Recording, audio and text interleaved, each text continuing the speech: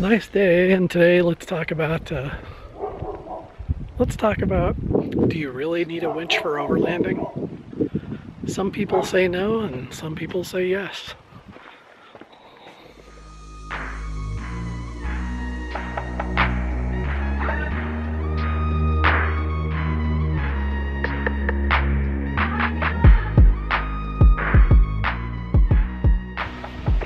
Let's go over what I think about winches. I'm not an expert, but I'll talk about what I know. Do you need a winch on an overland vehicle? Over the years, we found that we definitely do. So let's run through a few things and see if it'd be wise for you to spend the money on one as well. First, let's talk about style of travel. Do you go to difficult locations? Anything that takes, 4 low and is more difficult than you think that your vehicle can handle? Are there isolated places you go to, possibly another country? Do you travel solo or in a group? As a group, you can get by maybe with just one vehicle having a winch. Traveling in a group is actually really fun. And if you exclusively travel with another vehicle, it might be better to spend your money on other items if that other vehicle already has a winch. Also, there's safety in numbers, so you can not only share a winch, but all of your combined gear. You'll lighten the load and have a better group experience. Just coordinate with all the vehicle owners the list of everything that will be shared. Do you travel to national parks, BLM land, open camping areas, maintained roads? In that case, you probably wouldn't need a winch. Are you a weekender, or do you travel for months and even years? That can dictate whether you should have that insurance policy if you're worried about ever getting stuck somewhere for a long period of time. All these things add up to how much money you're going to spend, and is it worth to put all that money into a winch for your vehicle? Another reason for a winch besides vehicle rescue is trail clearing.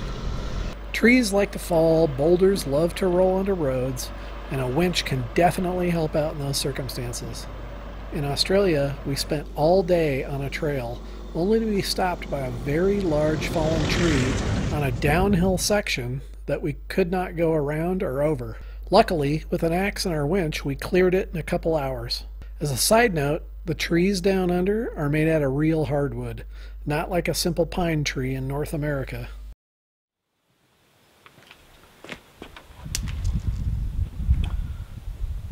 So if you've decided you need a winch, my first piece of advice is to get training, good training. That's the #1 thing needed when you get a winch. It should be included in the price of a winch, in my opinion.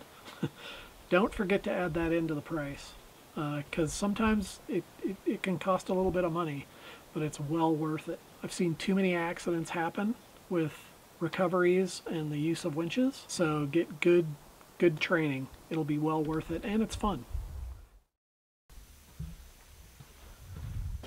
So there's a couple things to think about when you pick a size winch for your vehicle. Generally, you want to look at 1.5 to 2 times the gross vehicle weight rating. So in my case, we chose a 10K winch because we weigh about 6,500 pounds, and multiply that by 1.5 and you get almost 10,000 pounds, about 9,750. So that's a first guideline for selection on a winch, is just picking one that's the right size for your vehicle.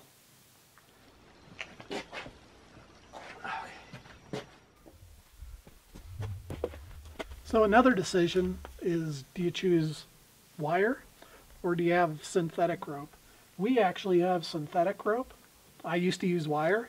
Mainly synthetic for us, which this one's getting pretty beaten old, but mainly for safety reasons. You do have to be a little more careful with it. Watch sharp corners, things like that. There's a lot of benefits to synthetic. One is it's lighter, it floats. It's easy to trail splice. You can re-splice this if it snaps.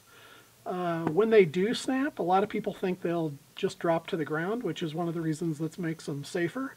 And if you ever hear someone say that, they're really not giving you the full experience.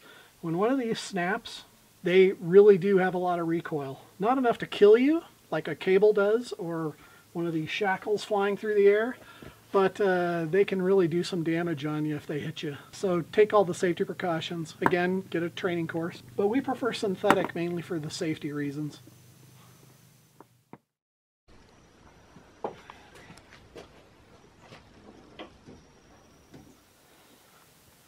So I'm also going to list a few brands that I would choose if I were going to buy a winch today. Most of it's from my experiences, grown up with winches. I used my dad's Warren 8274 on his 72 Chevy Blazer when I was a kid. From there, on my vehicles, I've had one Ramsey winch, which was very good, but for the life of me, I don't know which model it was. I've used Warren M10000s, multiple M8000s. In fact, the last one I moved to 3 different vehicles. Had a few others. Had a no-name brand on a Suzuki Samurai one time, and that's the only one that ever failed on me. I actually broke the gears on it, but I have no idea what it was. And currently now, we're using this Smittybilt X20 10,000 pound winch. Thought we'd give it a try. It's about 4 years old, and it's had a lot of hard pulls on it, and it's held together really well. I've had no problems with it. I can't complain. Most of the failures with winches are components, the electrical components like the solenoid, and then after that motors, but motors are pretty rare unless you overheat them or you really torture them. But, you know, good quality winches have good components. So the one Chinese winch that I've had good luck with are the Smittybilts. But I have a list, and I'll display that, and we'll talk about the list.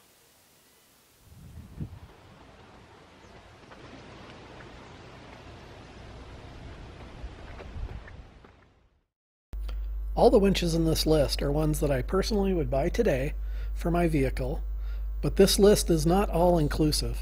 Just ones off the top of my head that I either have had or want to have. They all have different price points, but I consider them all great quality choices.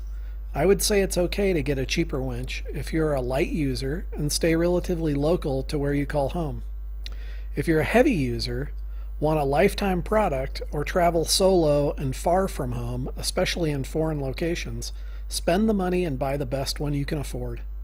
Someday I'm going to have my ultimate winch, a red winch, which I consider to be the best winch I've ever seen, like ever. You can buy the Explorer 2 from Red, and then with a simple gear change make it a 10, 13, or 16,000 pound winch. The housings are all billet aluminum, even the solenoid housing, which is a piece of billet art, and every part is available individually. In addition, they use 7 horsepower aux winch motors and top-notch Albright solenoids. A Red winch is a lifetime single purchase winch, and someday I will have one. Here's our current setup right here. Just your standard 10,000 pound winch. So let's see what you think you need.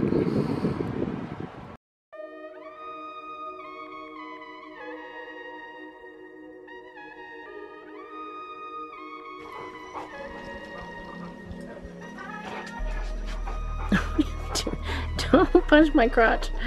I know, he does it all the time. It's irritating.